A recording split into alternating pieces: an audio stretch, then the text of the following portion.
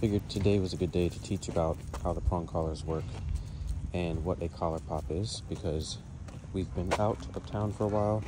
The dogs have been in the kennel for a while. Whenever that happens, they get horribly out of the routine of how I train them, because a lot of people at the kennel or whatever, whenever they play with them there, they're just excitedly playing with them, not keeping them disciplined. They let the dogs jump on them.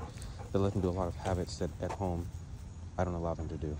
So anyway, whenever I get them back, I have to take a little bit of time, a day or two, a couple days, just to get them back in line with how I've taught them.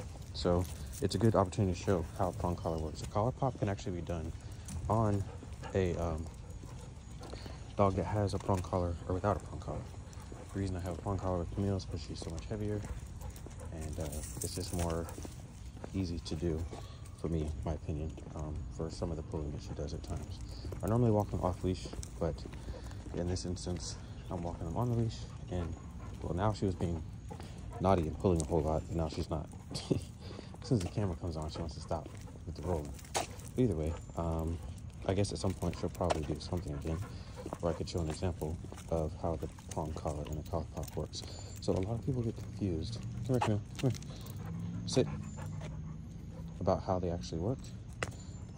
So how it works is, stay Birdie, sit, stay. How it works is it has these little prongs, which are not sharp. They're blunt pieces of metal that go around that are shaped in this manner.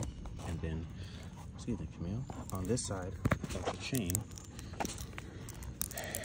there are two rings. So there's a ring here in the middle, there's a ring on this side, and there's a ring here at the top.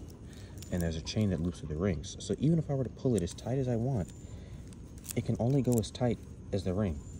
So I can't actually choke the dog out with this collar. It can only apply pressure, because this smaller chain and this smaller chain pull together towards that loop, and they can only pull as tight as the loop. So whenever it pulls in, you're supposed to measure these prongs, because if I were to pinch these prongs and push it out, they actually just pop through these loops. And I have more prongs at home. As she gets bigger, I had to use less prongs when she was smaller.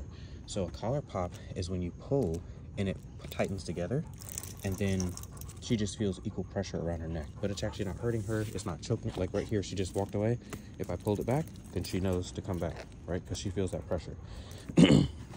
It's the even pressure around the neck that causes the collar pop to happen. And when the dog feels it, they take it as a corrective measure. So they know, oh, that's why she was playing. Because our friend is coming up the street. She was like, oh, I want to go play. Well, now she knows. After that pop, she's like, I gotta stay here, wait until I say it's time that we can move forward. And then when we get up there, we'll let them say hello.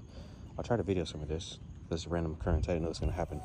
So I guess it's good training. Oh, look, they sat down already on their own. I didn't have to tell them. They already know that they're supposed to sit when they're approaching someone. Because normally if I'm walking and someone's approaching, I go off to the side and make them sit until the person passes by. But hey, Brody, don't do that, Brody. So Camille went into a whole down, which is great. Good down, Camille. Brody's in a good sit. Okay, let's walk forward. Heel, come on. Come on, we'll go say hi. Good. Brody, chill out some. See, I just did a pop on Brody. Brody.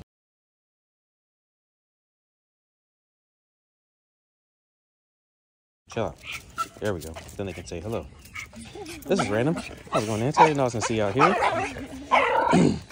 Now they're happy. Okay. Get to say hello. Yeah. Don't wake up all the neighbors. Early morning. So here's the prong collar laid out.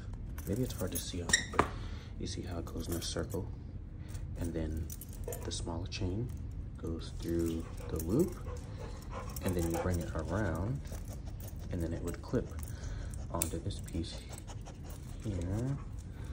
And once it clips on, if I pull it tight, it can only pull towards this middle loop that's in the circle. So if I want to pull it as tight as I want and I measure it properly for my dog, it's still going to have the same space, which is, if I measure properly, it's the right size for my dog's neck. And I'll see if I can pull one of these apart to show you in the video. It's going to be hard to hold the camera and pull it at the same time, but I'll just get it out.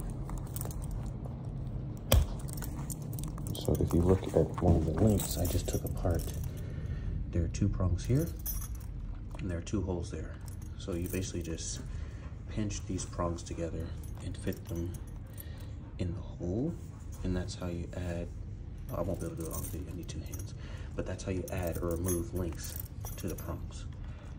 And it's a great tool. If you look up more stuff about prong collars, you'll see how they're useful and beneficial for training your dog.